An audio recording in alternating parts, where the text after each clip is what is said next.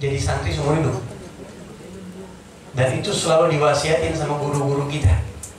Saya punya guru yang sekarang masih ada, gurunya Ustaz Khitami juga. Ini Khitami Pak Haitami ya namanya. Khitami. Sini Khitami, seperti Ibn Hajar Haitami. Abu Yal Habib Zain Bahru, waktu saya izin keluar, saya ada pulang, saya mesti pulang karena orang tua saya meninggal, bla bla bla. Kata beliau, la tazalu thaliban, ente sampai mati santri, jangan berhenti belajar. Ada guru, ada ulama datangin, kitab jangan berhenti dibaca. Mencari ilmu itu bukan cuma di pesantren. Jadi yang namanya santri bukan cuma yang mondok, kita pun sekarang santri dan kita masih bangga dengan sebutan santri. Di Madinah ada satu orang ulama pakar fikih, guru kita, Al-Habib Zain bin Ibrahim bin Sumaid, yang nulis kitab Al-Manhaj As-Sawi, Syarah Thariqah Sadatina Al-Ba'alawi, yang orang kitab Ajibatul Ghulub, banyak tulisan kitabnya deh, yang dijuluki Asy-Syafi'i As-Saghir oleh Abu Yasir Muhammad Al-Maliki. Dijulukin Syafi'i Hada Zaman. Imam Syafi'i abad ini itu orangnya. Ya, yang hafal kitab Al-Irsyad di kolong langit tinggal beliau tuh. Kitab Al-Irsyad ini kitab yang didemenin sama para habaib, kitab fikih yang didemenin sama para habaib. Sampai Imam Al-Haddad dulu pengen punya niat, pengen ngafalin kitab Al-Irsyad. Kata apanya, jangan, dia tuh hidayah aja. Habib Zain hafal tuh. Masih hidup orangnya, udah gak mau keluar sekarang. Udah ngabdi aja mau Allah. Bukan mastiin, ini mah cuma curiga doang, jangan-jangan Qutb zaman ini beliau. Bukan mastiin karena kita siapa, bukan siapa-siapa. Karena udah gak mau keluar, udah Masya Allah orang, Masya Allah. Habib Zain bin Ibrahim bin Sumaid, waktu beliau datang ke Indonesia, dan beliau dulu sering datang ke Indonesia, beliau pernah ngadain daurah dulu di Cipayung, di tempat majlisnya Habib Umar bin Huzal Atas, dan saya ikut 3 hari berturut-turut kita sama beliau. Beliau baru banget selesai nyusun kitab judulnya Bahjatul Talibin fi Bayani Muhimmatid Din, menulis kitab tauhid tentang akidah. Itu kitab belum pernah disusun, kitab akidah sekeren itu, saya bilang. Saya ngakuin banget, kok. Kita bukan siapa-siapa, tapi saya demen banget masuk kitab.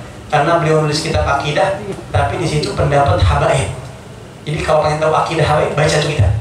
Begitu. Ya. Beliau nulis kitab baru selesai, beliau datang ke Indonesia langsung mengadakan daurah kitab itu.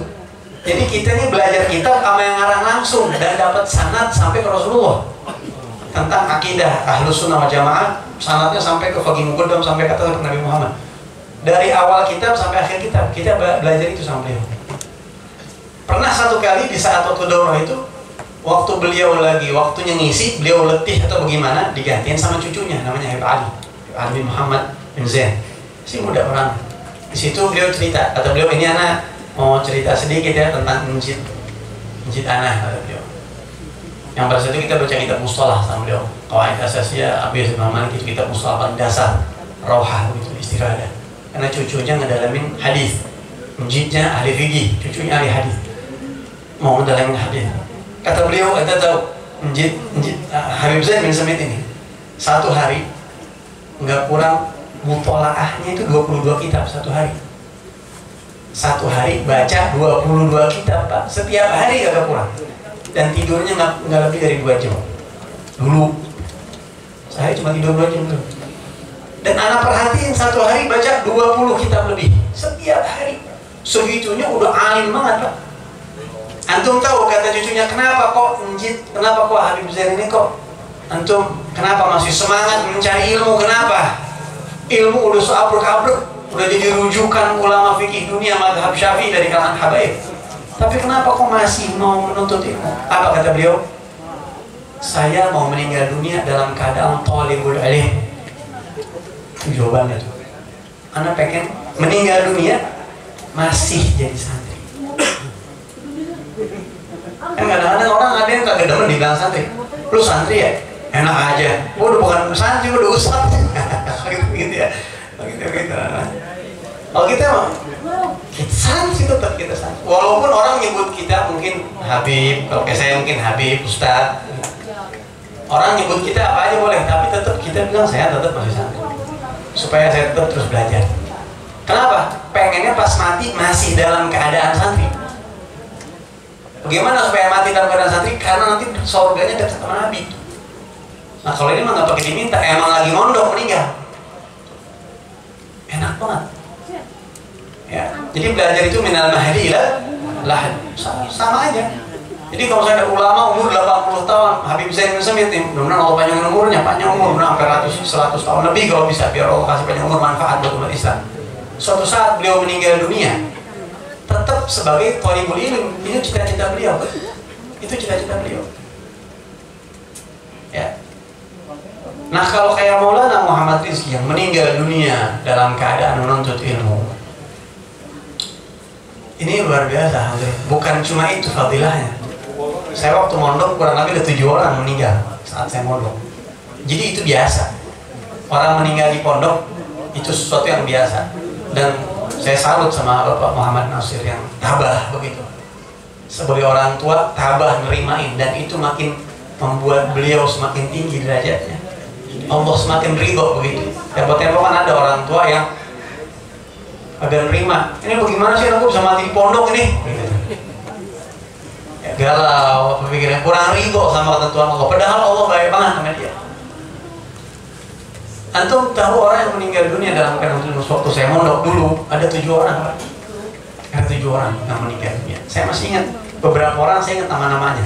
Ada orang Pontianak, ada orang Fulan, ada yang meninggalnya sakit, memang sakit, batuk darah meninggal. Si Anu meninggal kemarin dirawat di kamar sakit.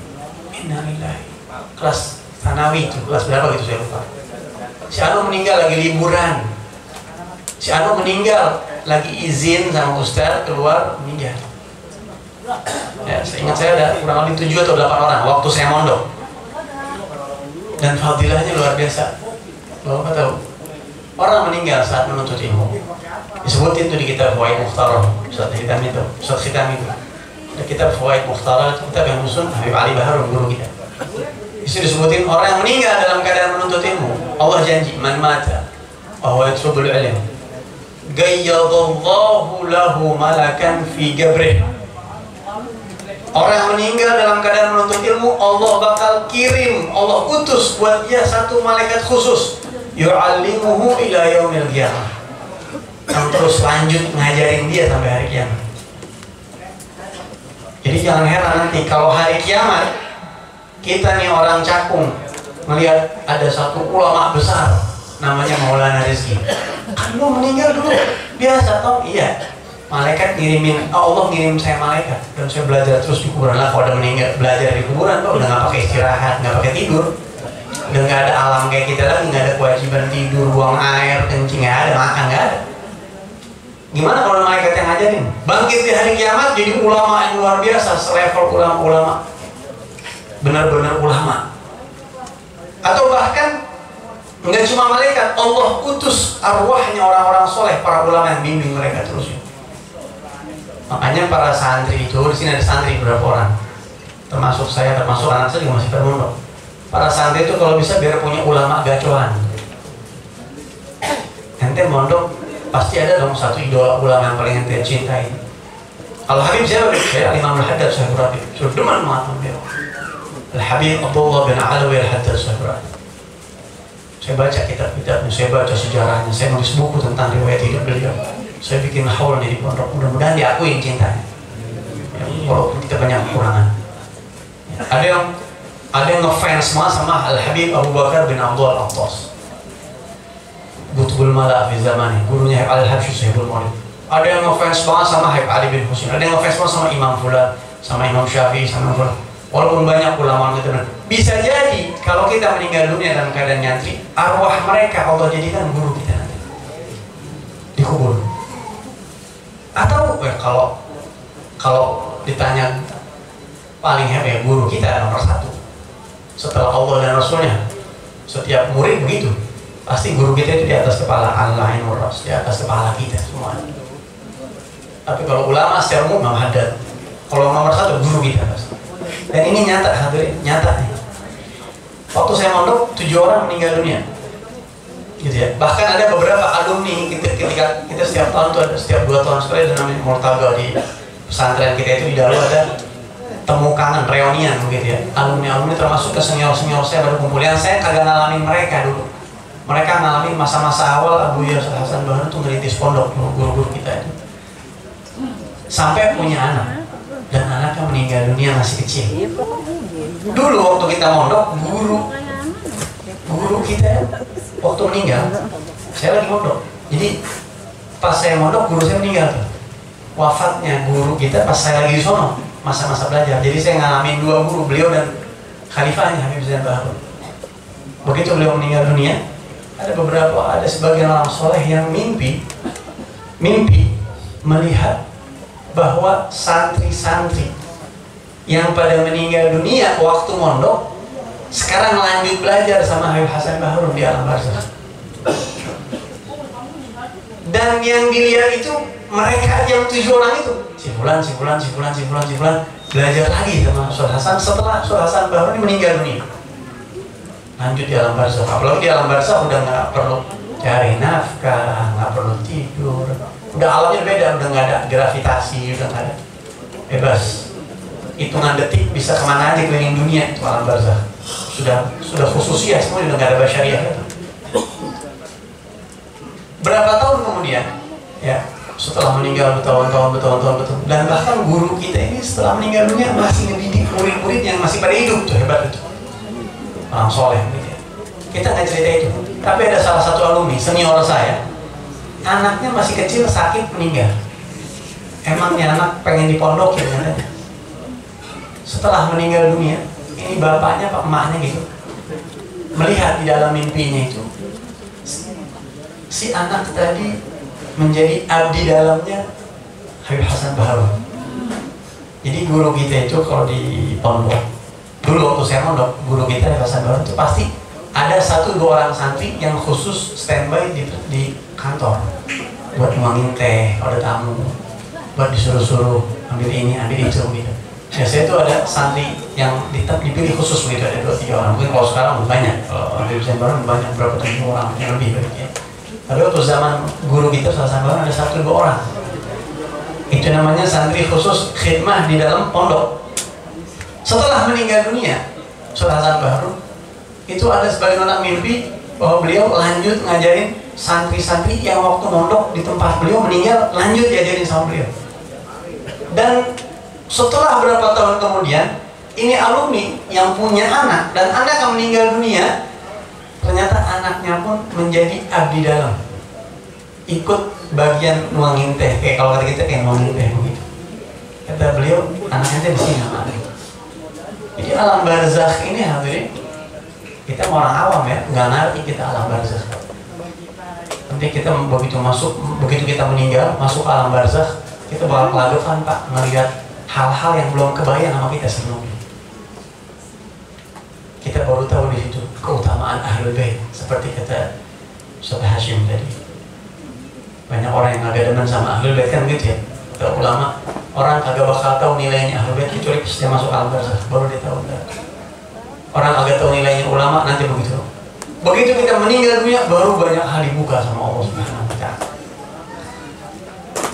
Nah jadi almarhum Maulana Rizki ini insya Allah bisa menjadi aset investasi yang paling mahal yang pernah dimiliki sama Bapak Muhammad Nasir. Bapak Muhammad Nasir mungkin punya aset ini, aset itu, segala macam, itu semuanya kalah sama ini. Dia nanti yang bisa nolongin mungkin di hari kiamat, bisa ngasih syafaat, bisa, dan seterusnya. Terakhir sebagai penutup hadirin, saya ingin menjelaskan bahwa orang yang belajar ilmunya Rasulullah SAW ini, tadi sudah ditanya sama Kiai Hashim itu ya, kalau hidup dia akan hidup bahagia, kalau meninggal dia akan meninggal dalam keadaan syahid. Imam Syafi'i pernah mengatakan, ini sebagai penutup, Imam Syafi'i pernah mengatakan, ajib itu min usman, saya heran, saya kagak habis pikir sama satu keluarga. Imam Syafi'i ini imam kita, sama satu keluarga yang punya anak beberapa orang, tapi kagak ada satu-satu acan yang belajar ilmu Rasulullah. Saya heran tuh. Anak lo berapa sekarang? Anak lo 3. Yang pertama di mana? Di Anu. Yang kedua di Anu. Yang ketiga di Anu. kagak ada yang mondok tuh, kagak. Wah, Imam Syafi'i heran orang model kayak lu. Kagak kau pengen apa belajar ilmunya Nabi Muhammad SAW? Ya, nggak kepengen apa? Jadi keuntungannya luar biasa. Kenapa? Karena orang kalau punya anak mondok, duduk manis, bahagia dunia akhirat, duduk manis. Semua yang dilakukan sama anak kita itu pahala yang balik ke orang tua kita, ke orang tuanya maksudnya. Al-Faqir, saya Al-Faqir kecil-kecilan bisa ngurusin pesantren. Ada santri, alhamdulillah bisa bikin pengajian, bisa ngajar. Alhamdulillah ada yang udah ngajar santri kita, ada yang belajar ke luar negeri, ada yang kita tulis ini juga. Semua pahala yang saya lakukan itu di copy paste, dikirimin ke bapak saya di kuburnya, dikirimin ke abah saya. Karena beliau sungsang sumbel kata orang Betawi ya, sampai jatuh bangun, pala jadi kaki jadi pala, mondokin saya. Sampai ngutang, soalnya saya tahu sampai ngutang, abah anu mondokin aneh sampai ngutang. Sampai jual tanahnya, aset udah lama beli dijual buat saya belajar. Sampai hina di depan orang.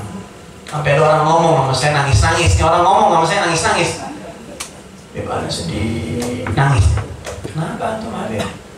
Dulu abah ente minjem duit sama aneh buat mondokin ente tuh.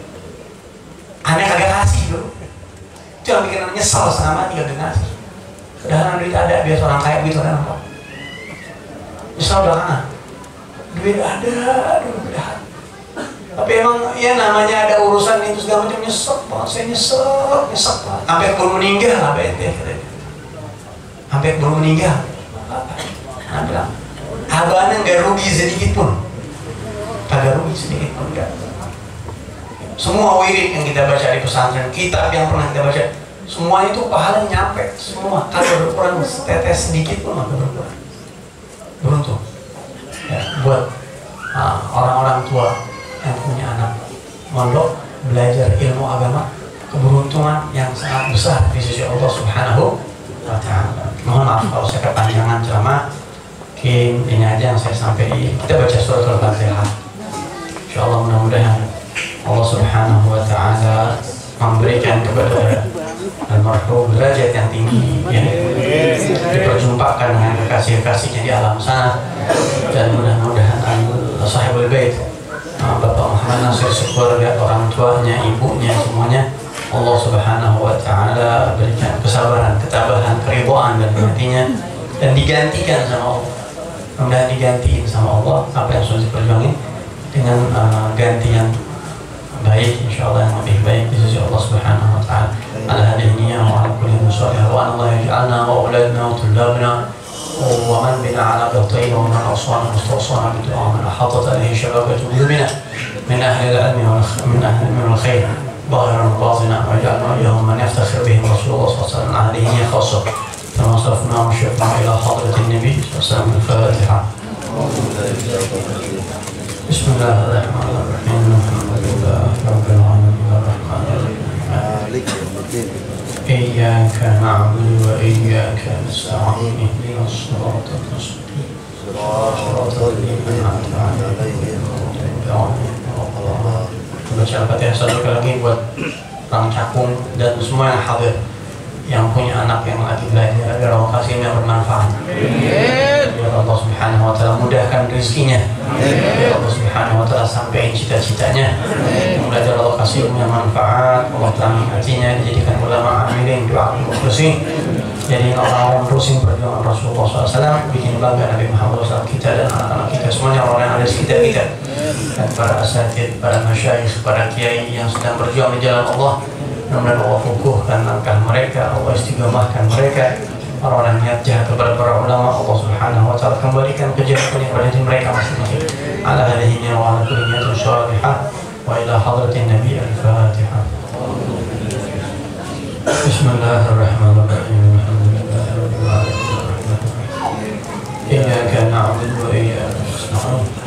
Ihdinas siratal mustaqim. Ini yang bisa saya sampaikan. Saya minta maaf yang sebesar-besarnya kalau ada kata-kata saya yang kurang baik, yang kurang tepat, yang kurang pantas, hal-hal yang keceplosan banyak orang atau perlu semuanya, mohon maaf atas kebodohan dan kealapan saya, dan saya minta maaf nggak bisa ikut acara sampai akhir. Saya langsung permisi karena lumayan jauh, saya dari pondok mau kesini sebalik lagi ke pondok nih ya. Sebenarnya dari mau dibatalin kesian juga, karena saya nentuin malamnya terus kagak datang, sebenarnya nggak mungkin. Jadi saya walaupun saya banyak urusan ataupun baru pulang dari Jawa Timur kemarin, saya paksain hadir dan saya minta maaf nggak bisa sampai akhir.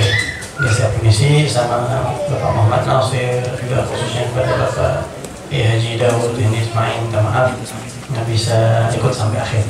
Saya langsung permisi. Assalamualaikum warahmatullahi wabarakatuh.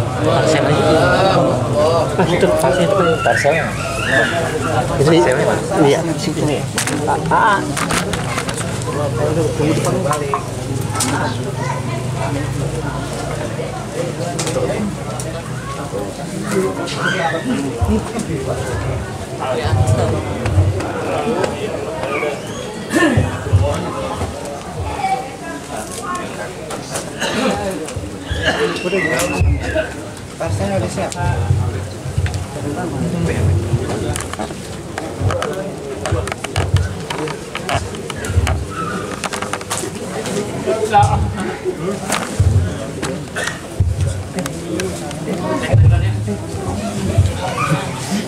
Nah, yang bagus ya, tadi videonya nggak ada. Siapin. Oh iya, lupa video.